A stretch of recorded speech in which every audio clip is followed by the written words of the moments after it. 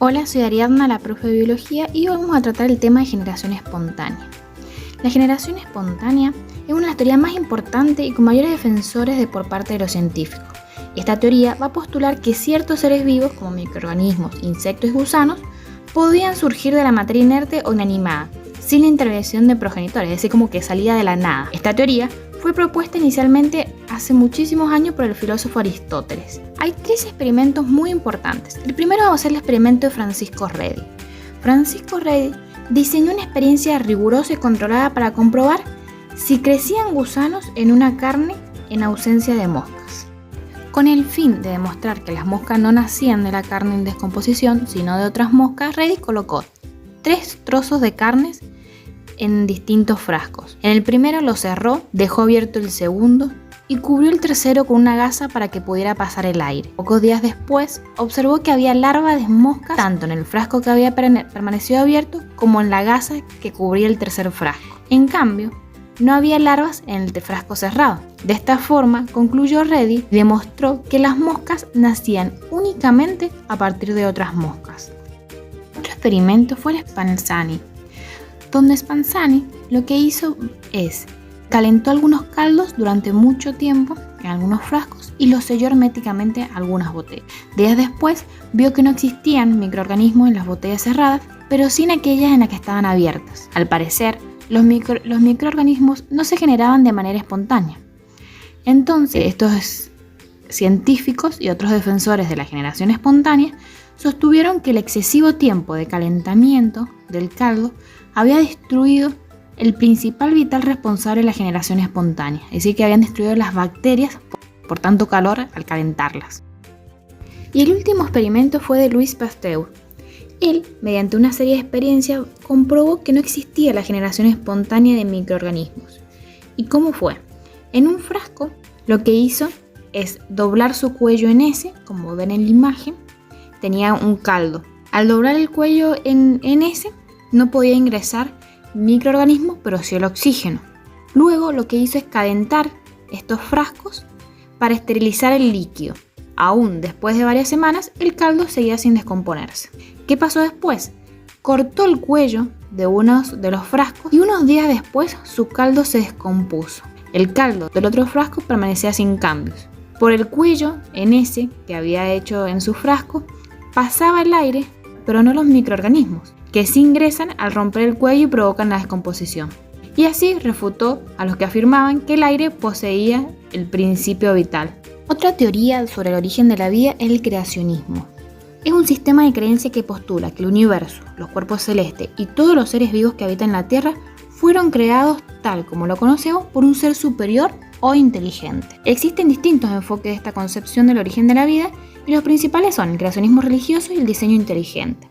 El creacionismo religioso es el cual está basado en la fe de que todo el mundo conocemos que fue creado por un ser superior todopoderoso y sus fundamentos se hallan en libros sagrados de las distintas religiones. Por ejemplo, hablamos de la Biblia cuando en el Génesis habla de la creación del mundo, donde Dios creó en el primer día el sol y la luna, en el segundo las nubes, en el tercero las montañas y el río, etc. Y en 7 días creó el mundo. La panspermia fue otra teoría sobre el origen de la vida. Se trata de que un filósofo griego, Anaxágoras, sostiene que la vida se originó en el espacio exterior y llegó a la Tierra a través de un cuerpo celeste, es decir, por un meteorito, una cola de cometa o algo del exterior. En 1906, un químico sueco, Svante Arrhenius, planteó que las esporas o los gérmenes de la vida viajaban por el espacio y podían sembrar vida en los sitios donde encontrasen las condiciones adecuadas. Muchos científicos objetan que estos organismos, posiblemente bacterias muy simples, no soportarían el largo viaje por el espacio, la radiación cósmica, las temperaturas extremas o incluso el impacto contra la Tierra las destruirían. Sin embargo, todavía no se han alcanzado respuestas concluyentes al respecto. Por ejemplo, existen bacterias que son muy resistentes a condiciones inusuales de radiación y temperatura, y hay quienes postulan que soportarían tales condiciones. Y llegamos a la última teoría sobre el origen de la vida, y es la quimiosintética. Esta teoría está compuesta por 2 hipótesis. Estas hipótesis tienen mayor adhesión de científicos acerca del origen de la vida. También se llama abiogénesis. Esta sostiene que este fenómeno ocurrió a partir de la materia inanimada. Una de las hipótesis fue de Oparin y Halt, donde estos científicos decían que el surgimiento de la vida fue precedido por un periodo llamado evolución química. ¿Por qué? Porque ellos estudiaron las condiciones de la atmósfera primitiva, que obviamente es diferente a lo que hoy conocemos. La atmósfera primitiva estaban compuestos por unos gases llamados reductores, es decir, hidrógeno, metano y amoníaco, donde no existía un oxígeno libre.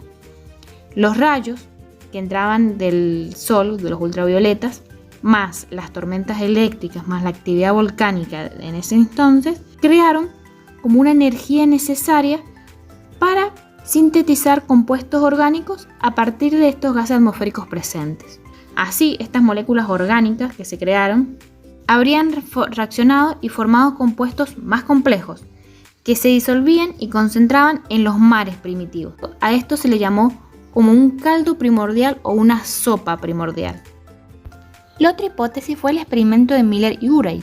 Estos científicos realizaron el experimento para comprobar lo que decían Oparin y Hall sobre el origen de moléculas orgánicas a partir de compuestos inorgánicos, que se supone que estaban presentes en nuestro planeta hace millones y millones de años. ¿Qué hicieron estos científicos?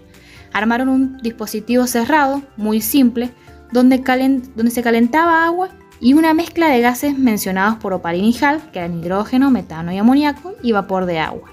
Estos compuestos inorgánicos y gaseosos fueron sometidos durante una semana a descargas eléctricas por medio de electrodos. De esta forma, se pretendía simular la acción de los relámpagos en las frecuentes tormentas de hace millones de años. Los productos obtenidos eran enfriados y se acumulaban en un recipiente ubicado en la zona inferior del dispositivo.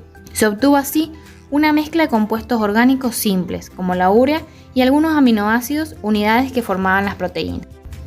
Gracias a este experimento, se demostró que en las condiciones que se cree que poseía la atmósfera primitiva, o sea, hace muchos años, se pueden originar moléculas orgánicas a partir de sustancias inorgánicas. Ningún experimento logró aún obtener todos los componentes de los seres vivos.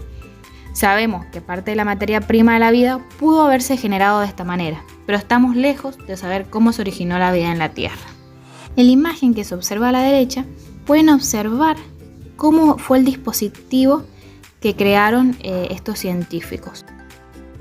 Concluyendo con todas las teorías del origen de la vida, podemos hacer un resumen de que existieron 4 teorías del origen de la vida. La primera es la generación espontánea, el creacionismo, la panspermia y la quimiosintética. Concluimos la clase. Cualquier consulta me pueden mandar un mensaje. He intentado armar la clase con las preguntas que le aparecen en el práctico. Nos vemos y gracias.